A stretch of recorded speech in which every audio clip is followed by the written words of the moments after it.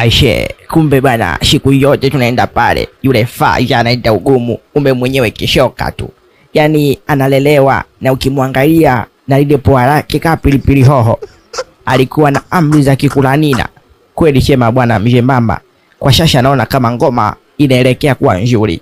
Lakini Mjembamba, jinsi unavyoona pale sheneza kupata jiko, ujue mimi mtoto yule nimemind na mimi mtoto yule nataka nimfungie. Mimi nataka nioe kabisa. Shema yule mzee ndo alikuwa anaita ugumu, lakini sasa hivi kwa sababu tayari mke wake kashaingilia kati na mke wake kashema kwamba atamfukuza pale kwa sababu yule mzee alikuwa analelewa.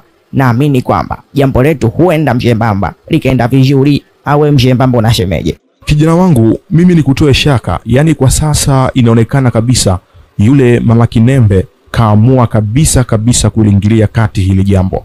Na mimi naamini kabisa ya kwamba hili jambo linakwenda kufanikiwa. Kwa nikwambie tu, amini kwamba yule mtoto mweupe pe kama ua pale, mdogo wangu, kwenye mbunyeto utaenjoy sana. Yani mimi nikwambie kabisa, ile mbunyeto bwana mdogo umeshaichukua. Ile mbunyeto ni mali yako.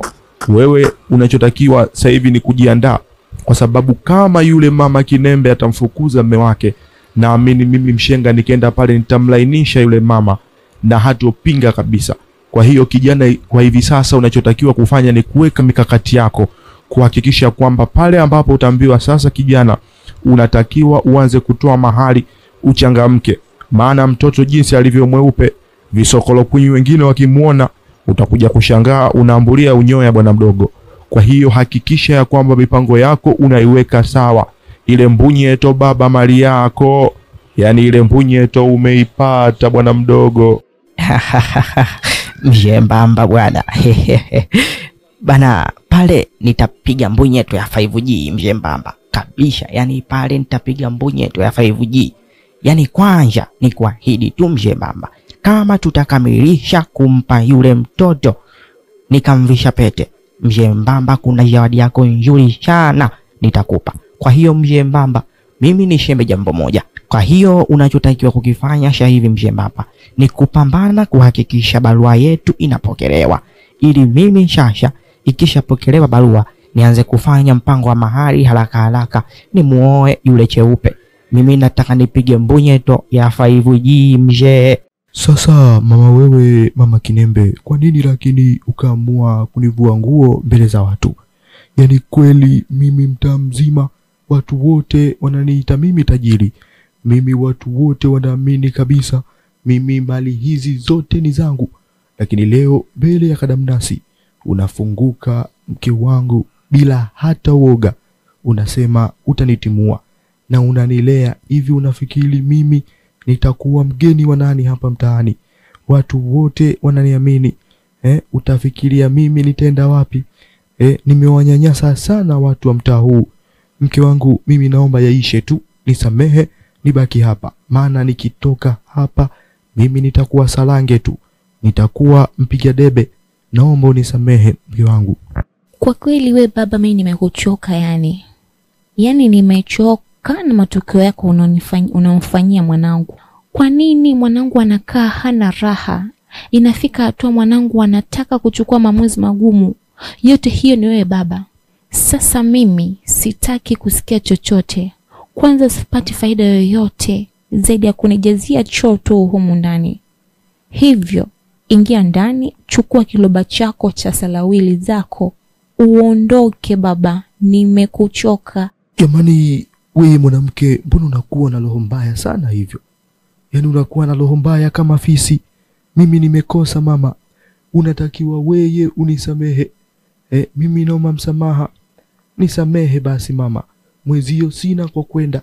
Yani hapa mjini unataka mimi nigeuke kwa sarange, unataka nigeuke kuwa mpiga debe, wataka mimi ndevu zangu hizi nirudi kwetu kijijini.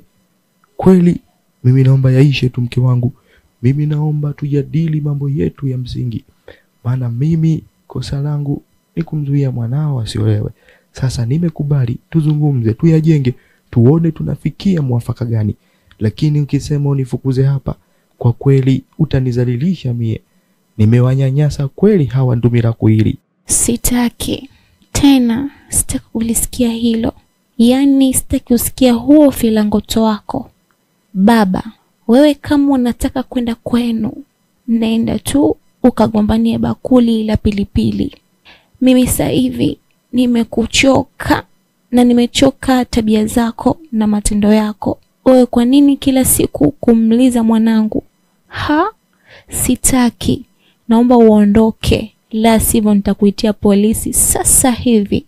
Mke wangu, mie sikutegemea kwa kweli.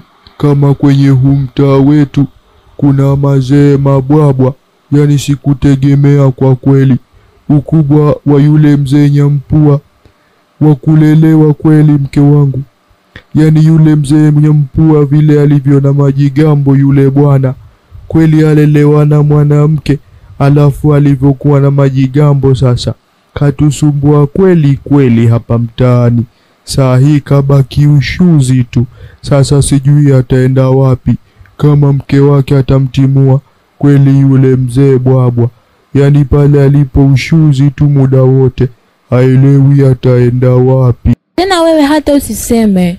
Wewe unamsema mwenzio, kwani wewe upo kundi gani? Tena angalia, maana usipoangalia utajikuta baada ya mzee Nyampua kutimuliwa utakuja kufata wewe. Maana hata wewe sioni kabisa mchango wako. Hapo umekaa kama boga, yani huna ramani yoyote. Nikuulize tu kitu. Unajua ile methali ambayo inasema mwenzio akinyoa? Naomba malizie. Mwenzio akinyoa kaamua kunyoa, na akiamua kunyoa basi atanyolewa. Hivyo kama unataka kunyolewa basi na wewe hivi ni hivyo kweli? Ngoja ni hivi. Mwenzio akinyolewa ujue kaamua kunyolewa, na akiamua kunyolewa naye atanyolewa na kunyolewa. Mie tu mwalegeza. Yani jamani, mie tu mwalegeza.